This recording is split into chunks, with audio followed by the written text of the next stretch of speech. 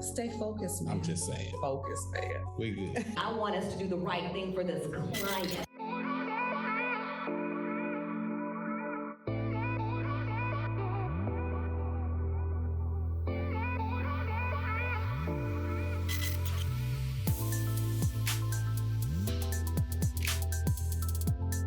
Hey y'all, welcome to the RealT podcast. This is Kenny Donnell with my wife Tanika Donnell. Hey y'all. We're glad that y'all have tuned in again. And as usual, don't forget to like and subscribe and hit that notification button at the top so you can see all the new things that are going on with the RealT podcast. But today we got the Sneaker Snobs. Come on now. It's an S because it's both of them, right? It's both together. It's Sneaker Snobs when it's two. But the name of the company is Sneaker Snob. Sneaker Snobs. Yeah, I got my K-Swiss on today. Where it matched my shirt. I missed the memo. Yeah.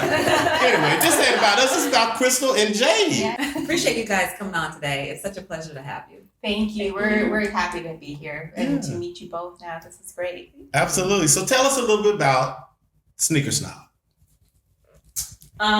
When we started or Yeah. how we started? Yeah. Okay, well, how we met, both of our sons play basketball together. So we will see each other at the games, and I noticed that she was into sneakers and I'm into sneakers. So then when COVID hit, we started cycling. So we started dressing alike. So we had the whole cycling outfit together. So the bib, the shoes, the socks, Everything. everything. So this is actually a COVID started business. Mhm. So we started this and we were just thinking like, how can we make, because we both like clothing. So we're like, how can we make a company? And we're like, okay, something to do with sneakers. So we went down the line, started thinking, okay, we came up with Sneaker Snobs. Wow. Or Sneaker Snob. Yeah.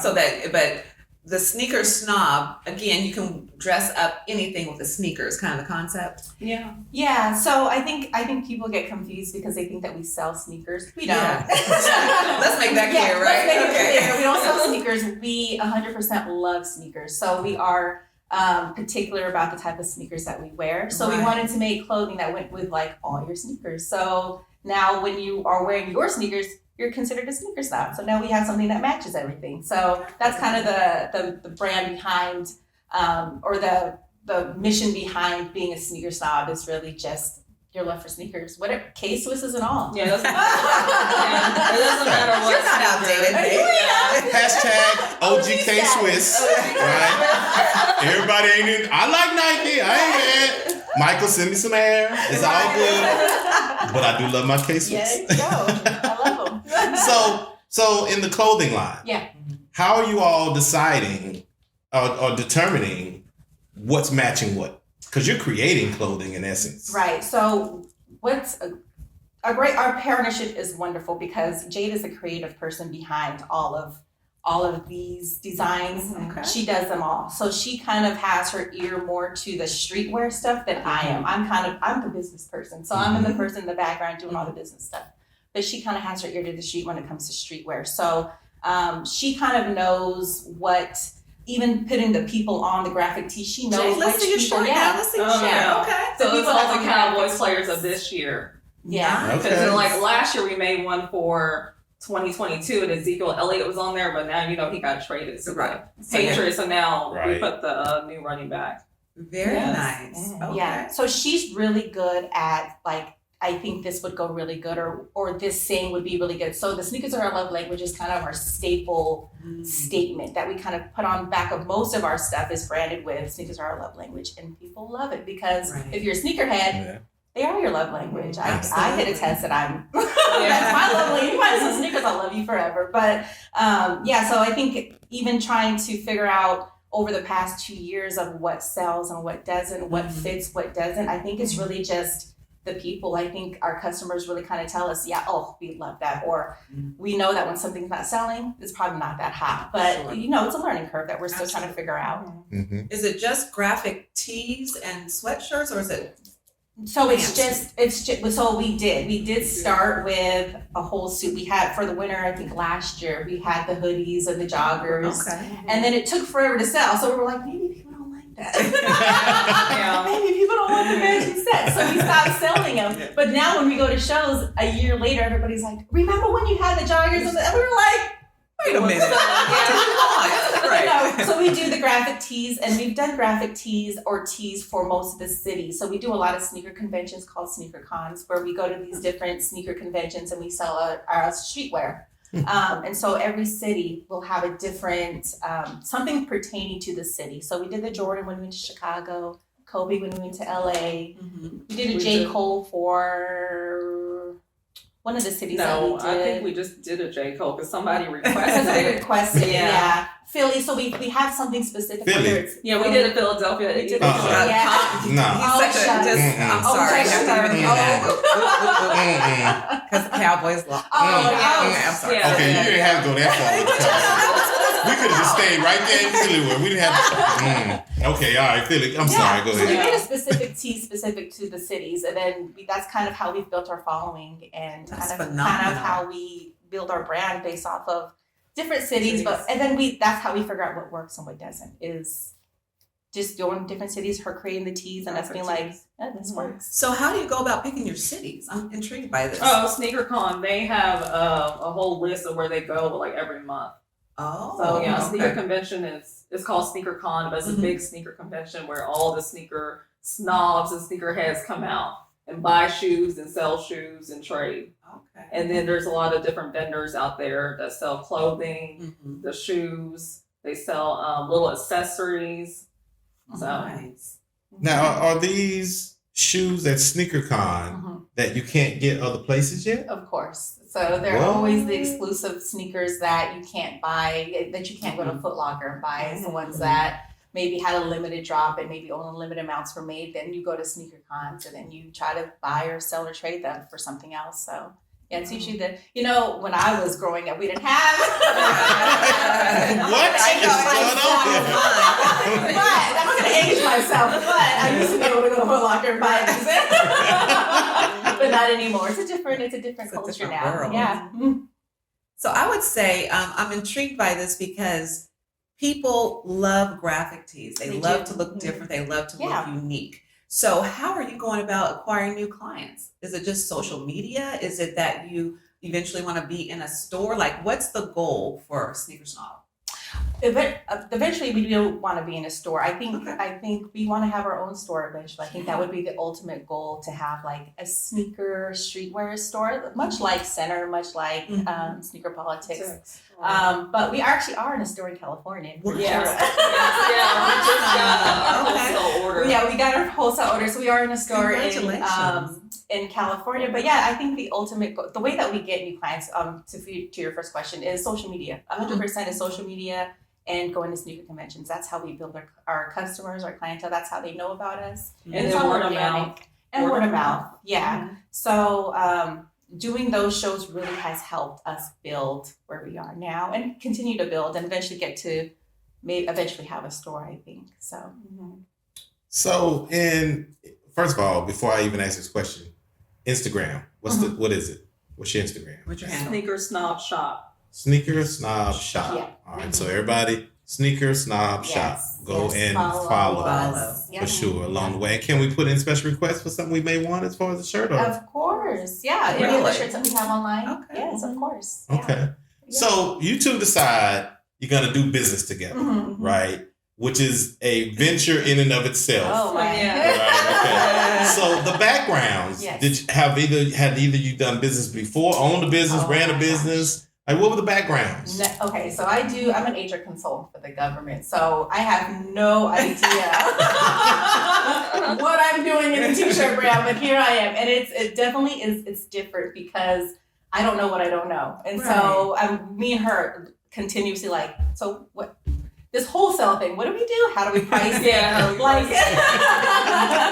how do we make these shirts? And then in the very beginning, we were pressing our own shirts. Really? Yeah. So, struggle city, listen. Yeah, he stayed up till 1 o'clock in the morning. Shirts, and then we finally we're thankful that we have gotten good relationships with local printers, and we know the wholesaler for the sweatshirts and for the shirts. So I mean, we're slowly building, but it's something that we didn't know. I didn't know that. I'm still, and 2 years in, we're still trying to figure it out. 100%. Like Google is our best friend. Right. We don't know. And then we've made a lot of connections over the past 2 years with the people who have been doing T-shirts or just in the sneaker culture, the sneaker community, who have helped us kind of like, okay, you should do this, or let me help you with shipping with this. And so we kind of take all those little tidbits and we kind of make it our own and continue to grow as we can. Entrepreneurship at its finest. Yeah. Yeah, we were boots on the ground for, I think, the first year and a half. We were like at every sneaker convention, just trying to put our name out there to let people know who we are. And we now have an organic following. I think that's what we love about it. It's authentic. People really rock with us. And so I think that's important for us, is that just to continue to organically grow and figure it out. I mean, I think that's the beauty of us being in this industry, is we can kind of do it the way that we want to. I love that. Now, Jay, tell us a little bit about your background. Yeah, so my parents and I, we own our own staffing company. So we staff physicals, occupational and speech therapists with home health agencies, and they've been owning it since the year 2000. Nice. We love family business. We do love family business. Yeah. So you all jump out and you're doing Sneaker Snob. Mm-hmm. You still working? Yeah, full time. Okay, 100%, so This is our, you're trying to get it up there, right? Yeah. Get it up there. Yeah. It's a process. So balancing the company need and then the everyday need to survive life. Yeah. How you balance? I think it's setting goals, and I still don't know the right way to balance everything. I have to be honest. I have 2 kids, both of them are teenagers. She's got 2 kids. I have a full-time job. Outside of trying to still eat healthy and work out and do all the other things that I have, the long to-do list. I don't know that we can balance it, but I think the way that we do it for Sneaker Time is that we do small goals. So like if we know that we're gonna do a show, then okay, so the goal for this show is to make this shirt, we're gonna do this thing. And now that we're coming at the end of the year, I think setting major goals for the next year, I think, is important. Sure. Even though this past year we probably didn't, I think one of the things that we wanted to do was do our own event that was like a woman-owned, businesses that's in the streetwear industry. We really wanted to focus on that because we're a woman-owned brand. Mm-hmm. We didn't get to do that this past year, but that's okay because it gets added to next year's thing. So I think it's important for us just to make even small goals, small tasks, and then set the bigger goals and try to reach one of those as we go. So, again, still trying to figure that out. I don't know if it answered the balance question, but you're trying to figure it out. We call it counterbalance because there's really no balance aside, right? But the counterbalance is, you work and you prioritize. Right. And so a lot of people want to be 10 years ahead versus planning for that. And like you said, I love how you said making adjustments and making arrangements and celebrating the successes that you have had. We do. Yeah. We've had, we've had a great year, I think. I think the first year we hadn't pay ourselves at all. I think every dollar that we made went back into making more shirts or making more apparel or whatever we're making. Now I think we're able to take a small piece of this, tiny piece of the salary. But that's a big milestone when it comes down to this type of industry. It's not easy to pour all your money into a shirt business and think that it's going to go viral. That's the point. We want to go viral, but if we don't, we're going to continue to make these small steps to become something greater. So, I mean, it's a process. Mm-hmm. That absolutely is. But building period is, right? No matter what you're building. Yeah. A lot of people don't get to see the back end of it, right? Right. So they see the success, as they have termed it. But they don't get to see that day-to-day grind. You know what? And that's a big deal. I think people see the Instagram posts and they see the final product. They see the pretty pictures. But then even my son, when he comes to sneaker cons, he doesn't realize that we're up at 5, 6 in the morning. That if we're not there, before then. Right? If not before then, and we're grinding till 7, 8 at night. Like it's a very long day. unless you're actually in it, you don't realize. You only see that this is a lot of work. Us being away from our families when we do the sneaker conventions, the sacrifice that we still have to make. And this, remember, this is our side hustle right now. This is not even our bread and butter. So,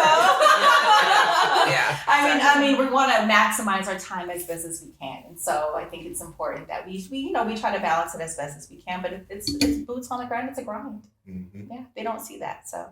So with this, I would like to know, do you plan, like for 2024, do you say, well, we're going to have 12 t-shirts? How does that work? What do you have to plan? So we really, so I kind of do me and her will get together, but I kind of set the major goals for the next year. And so we don't typically plan based on like the apparel. I think we more so plan it based on the destination. So if we know that we're going to do maybe, let's just say 12 shows next year, we're going to hit these major cities, that maybe plan for that.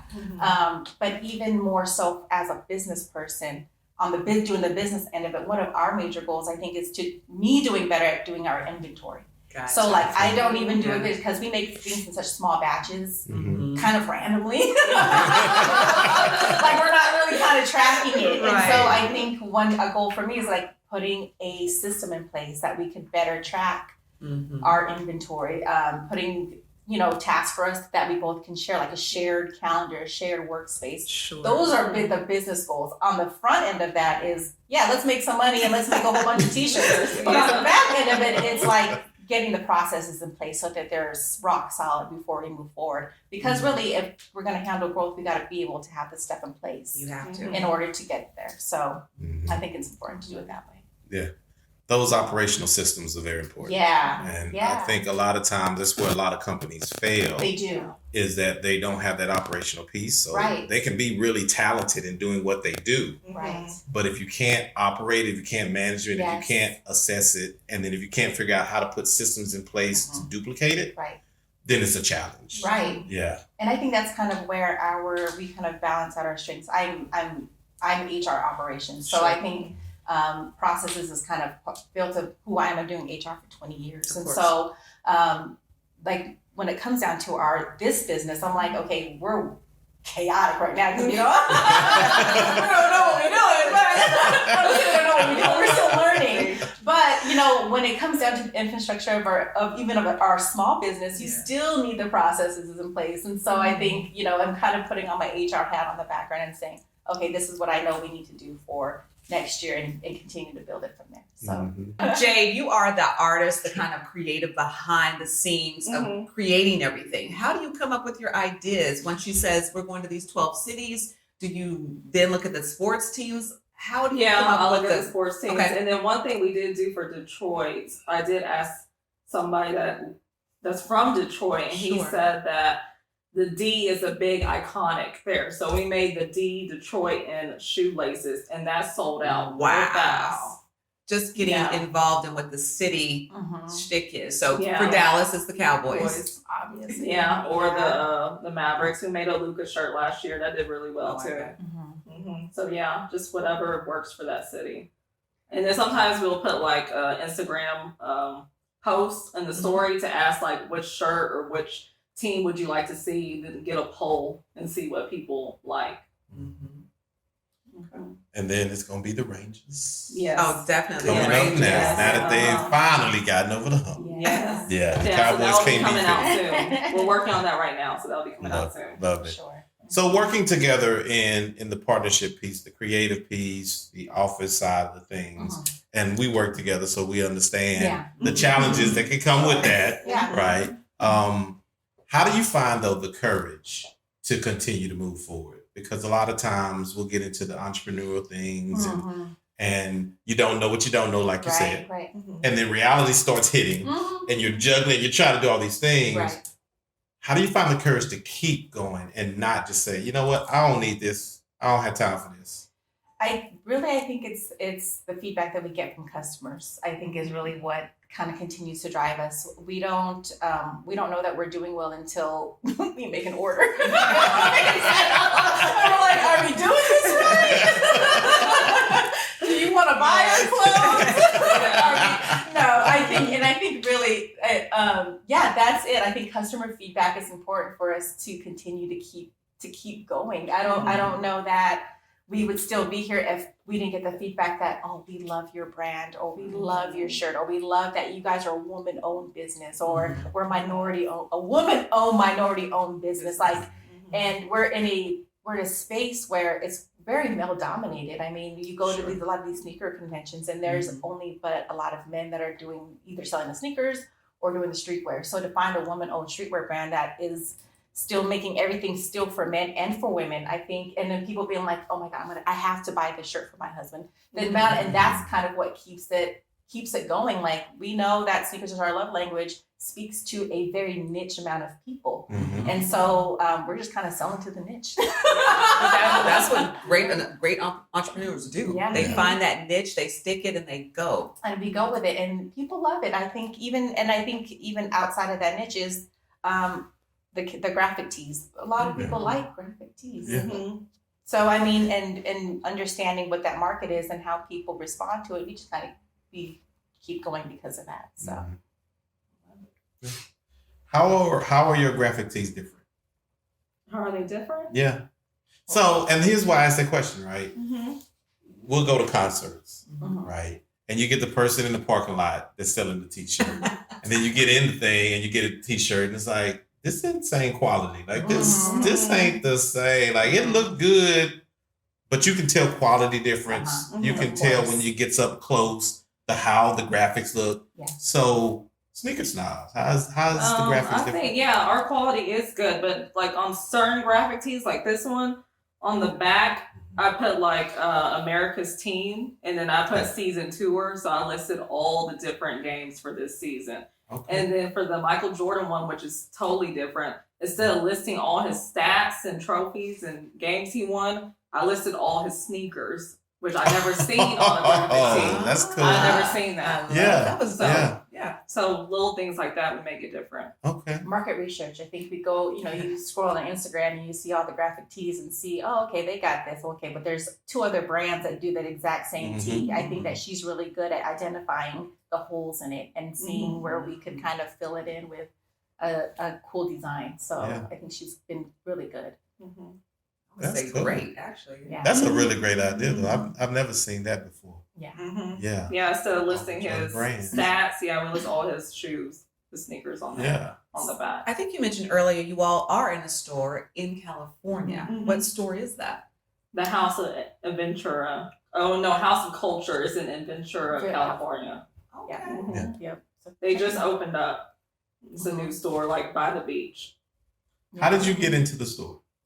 Were we in LA? I think we were in LA SneakerCon. at SneakerCon. So what you find at SneakerCons is a lot of stores who go shopping to fill up their inventory for their stores. Same thing when it comes to streetwear. I think that this was a person who was starting the store, and they ended up coming to us and be like, oh, what tee was it?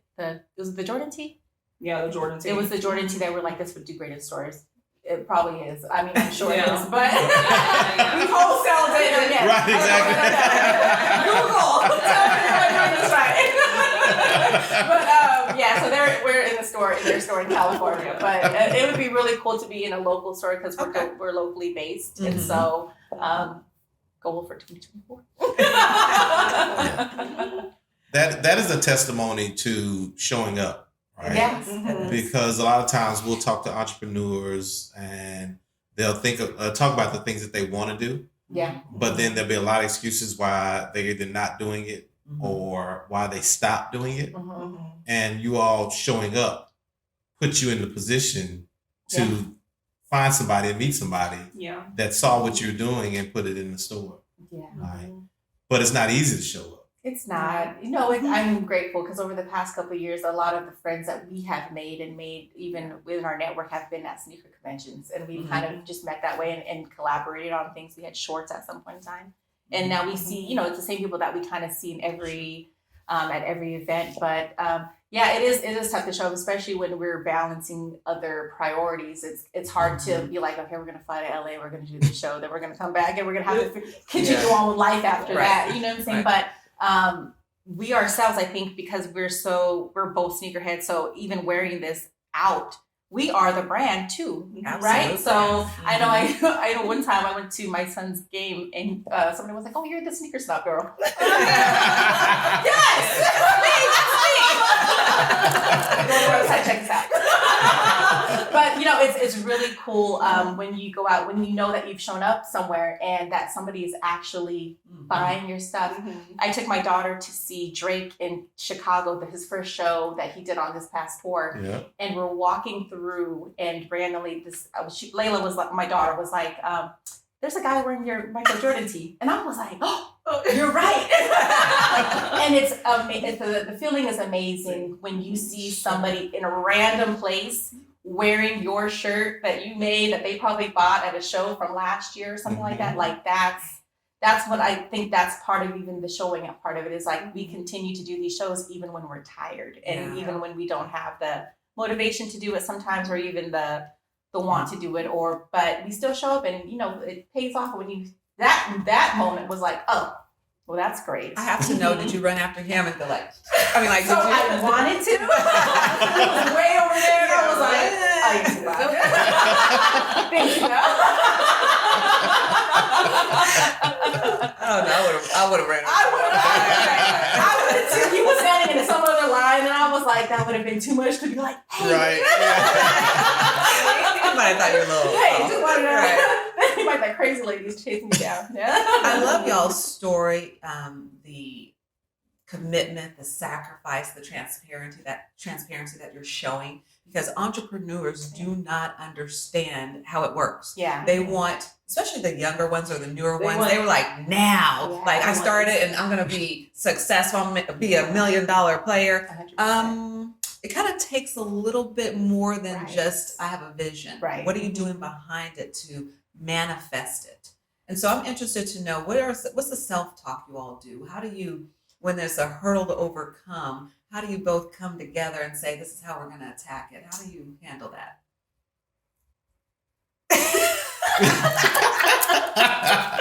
Jade. How are you feeling today? Random text message. No, we live in a microwave society. I think everybody wants something that's super instant. I think maybe it's just my age. I don't know. I grew up without social media, so I believe in that everything is a process. Yeah. And I think that Jade feels the same way, being around around the same age. I think we just let each other know that, listen, I think we are doing well. I think that our success, our small steps of success, is a testament to, us showing up and doing well. Yeah. So, there is some text messages probably like, so do you want to do this show? Nah. And 9 times out of 10, I think Jade's going to be the one to be like, no, let's do it. I think that we need to show up and do this. And I think that's kind of the push that we give each other to continue to keep doing it. And, I think having our kids involved, I think that's a big driving force behind a lot of it. Xavier, I don't think he was interested in sneakers until he started coming and helping doing events with me. Layla loves coming with us. Our kids are completely involved in our businesses when they can, when that time allows. And so I think it's even us showing them that this is not an instant success. It's really more so you have to show up, you have to grind, you have to do the work behind the scenes. You see me up working late, you see her up working late. We were heat pressing stuff for the first year. So them seeing that, I think is really kind of the thing that keeps us going, because we don't want them to think that you just show up in the world and it's like, oh, everything is given to you. Yes. Nothing's been given to either one of us. So we've had to work for all of it. And so that's a lesson we're trying to pass on to our kids, to let them know nothing is instant. We all have to work behind it. So I love that you just said that they come with you guys when they'll come so with they us work for the show with you. What? Yes. Yeah. Oh, Yes. they Just were like in blocks. us. Yes. You know, hang this shirt. Yes. You're gonna do it, and they're part of the business, because they need to know. I don't think that. I think what kids see online is the instant success of other kids. And that's what 0.5% of people that actually make it instantly that way. Yeah. They don't know that there's a whole grind behind it. So introducing them to that actual work lets them know there's a work ethic that has to be put in place before you could even be successful.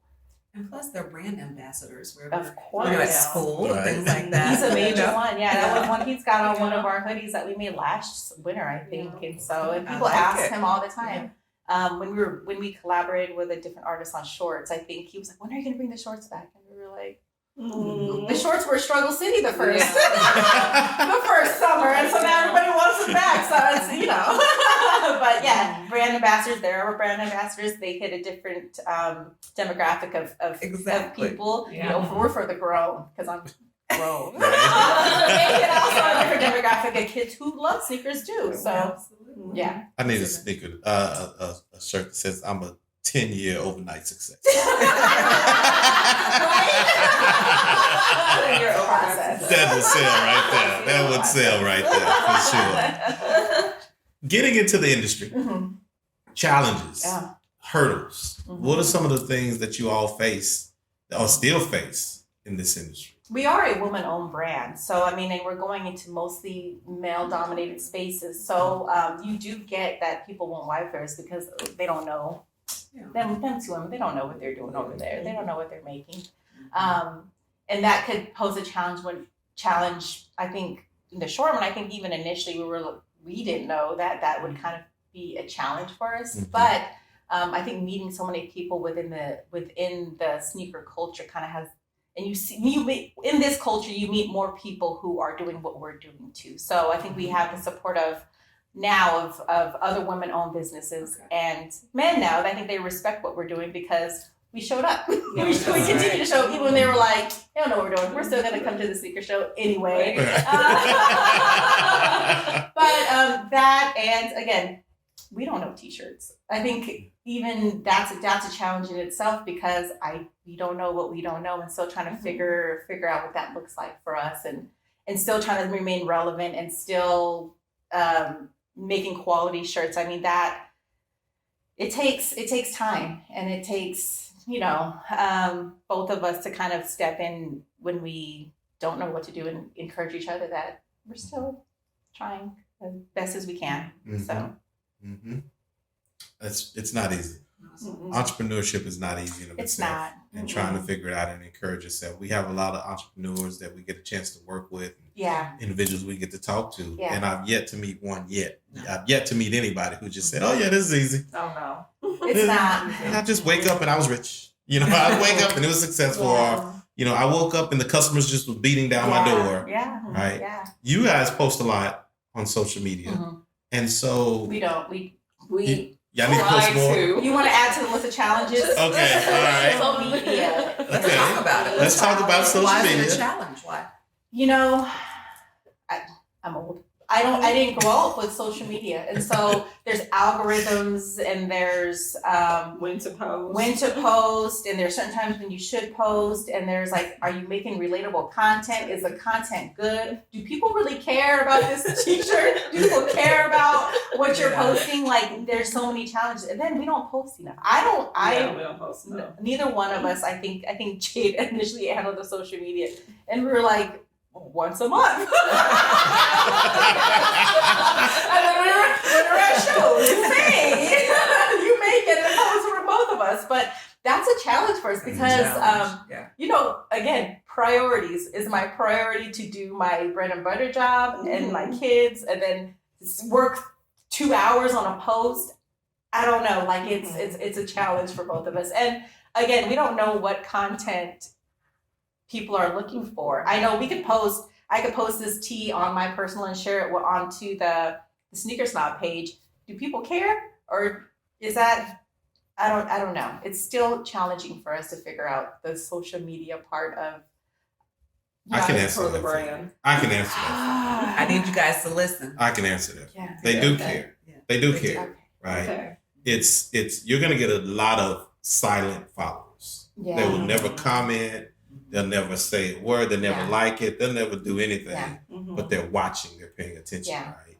And they do care. They do want to see it. Yeah. The things that you think are irrelevant, 100% irrelevant. Yeah. But if you think about it, cats will get millions of views. True. Right? Mm-hmm. Cats aren't doing anything but being cats. Right? They're not doing it. They're not overthinking it. They're not figuring out what they want to wear. They're not like, Lord, what's this video? Like, they're just playing with yarn. Mm-hmm. I see more cats slapping cats, right? 1 million views. Viral. 500,000, right? We overthink it. Yeah. We overthink it. Because people nowadays don't care really how you look. Yeah. They don't really care how made up you are. That you come out wrinkled up. Mm-hmm. They don't care. Yeah. They're just trying to get to know you. True. They're just trying to connect with you. So post it. Yeah. The most irrelevant things will go viral. I think that you're missing a big opportunity because people are relatable. They want to relate to you. Mm-hmm. I'm already relating to you. I'm a mother. I have kids. I have a hard time getting them to want to work, but wanting them to, join in. Yes. We bring them in as part of our business as well. Mm-hmm. These are things that are like the nuggets that will help you to them understand, give you some psyche behind Sneaker Snob. Why? Yeah. Why would you do this? And those things I can relate to. Mm-hmm. And it could just be the two of you talking about or having on the mirror. What if you have your vision for 2024? Say, this is where I'm going to go. That's it. That kind of stuff. You're like, you know what? I'm going to start following them. When their next tee comes out, I'm buying it because you're giving them a little bit of you. Yeah. And it's just that simple. Yeah. So do not overthink it. Yeah. Know that Black women, entrepreneurs, moms, you met at a game. Mm-hmm. I mean, that's 50 posts right there. I mean, seriously. Lots of content. Yeah. Because it's not about the shirts. Right. It's not about any of that. It is really just about you letting people in. Now you get to choose what you let them into. Of course. Right? Of course. But you letting them in and then consistently. Mm-hmm. So it's like, okay, old school. Before we had all this streaming, you knew what time your favorite show came on. Right. And you was in front of that TV for that favorite show. Right. Like you were looking forward to it. Absolutely. But if they kept moving the show around, eventually you're going to stop looking. You're going to stop searching for it. It's the consistency of it that your people are looking for. Right. So just post it. I don't care what it is. If you post it and you consistently post it, you'll see that following grow and more connection with you. Yeah. Don't overthink it. Thank you. Yeah. Thank you. Don't overthink it. For that piece. Y'all already doing the hard part? Yeah. Stay in the business. That ain't no lie. You know the hard part. Stay in the business. But people want to know. Yeah. They want to know, and it's okay with the struggle. Yeah. Because it's real. It's real. The struggle is real. Yeah. So would you do it all again? Absolutely. Yes. Yeah. Absolutely. I think that this is I don't know, I think we're all about following the things that we like. I'm at an age now where it's like, if I don't like it, I'm not doing it. So if this is something that we both like to do, I would 100% do it all again. Mm-hmm. Yeah. Mm-hmm. And just continue what we're doing now. Yeah. How do you break down the barrier for someone who may be watching and maybe they just want to be an entrepreneur and they're thinking about all the things they don't have, right? All the stuff they don't know. And that's what's stopping them. How do you encourage that wannabe entrepreneur to get up and take a step? How did we even have to get I was gonna say just do it. I mean, write down the goals and just follow it step by step. Because that's literally what we did. Because I don't even think we were trying to figure out how we were going to do the shirts at first. And we're like, well, let's buy a heat press. Yeah. So then we just started doing that. And we're like, no, we're not going to do this anymore. We need to find a local printer. But yeah. I think stepping out and I think that if your passion shows through, I think regardless.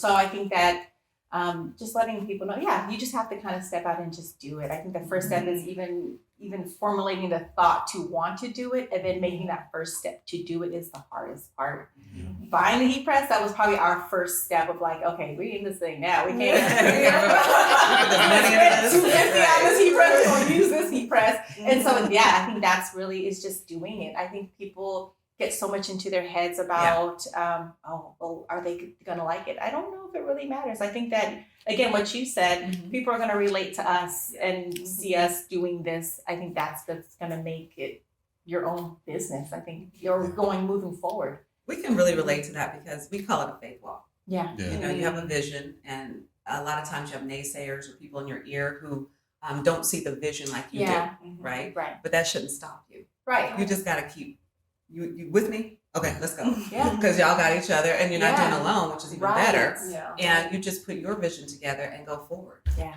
That's a faith walk.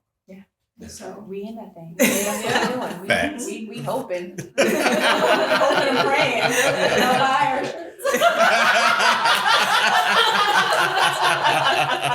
Sneaker style shop. Go get the apparel. Go get it. Coming to a website near you as soon as you type it in. Right. Well, I love it. We love it. We love the journey and the struggle of entrepreneurship. Yeah. To be honest with you, because you're going to struggle somewhere in reality. Yeah. Right? Yeah. And I think a struggle is part of how you grow as a business and as people. I mean, you have to go through a little bit of being on the ground a little bit in order to pick yourself back up. And so I think the struggles has helped us become be able to communicate better with each other, building up the brand the way that we want it to, the way that we see it growing.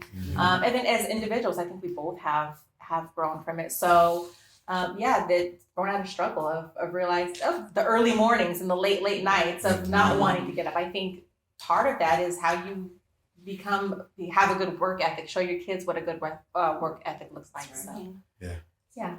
So when it's all said and done, when Sneaker Snobs is known worldwide, and everybody know, and when we call, we can't get y'all to I remember when. I'll be like, just rerun the old episode.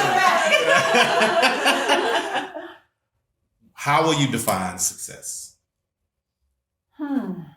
That's a really good question. I don't think success for us is necessarily monetary. I don't think it's a monetary thing. I think it is really more seeing our vision realized, whatever that looks like for us, whatever that turns into, whatever that is at the end of the day. I think it's seeing it, seeing people with our brand, people loving the brand, and being a part of it. I don't know what I foresee as having things greater than just the apparel. I visualize it as something that's a little empire of some sort. So that to me is success, but it doesn't come because of the money. I think it's just coming from building something from the ground up and seeing it everywhere grow. Yeah. Whatever that looks like. Yeah. Awesome. Thanks again to Crystal and Jade with Sneaker Snob. We are so excited to have you guys here. So thank you for taking the time to come today. And guys, don't forget to like and subscribe. We're so excited that you joined us for the RealT podcast, and we will see you the next time.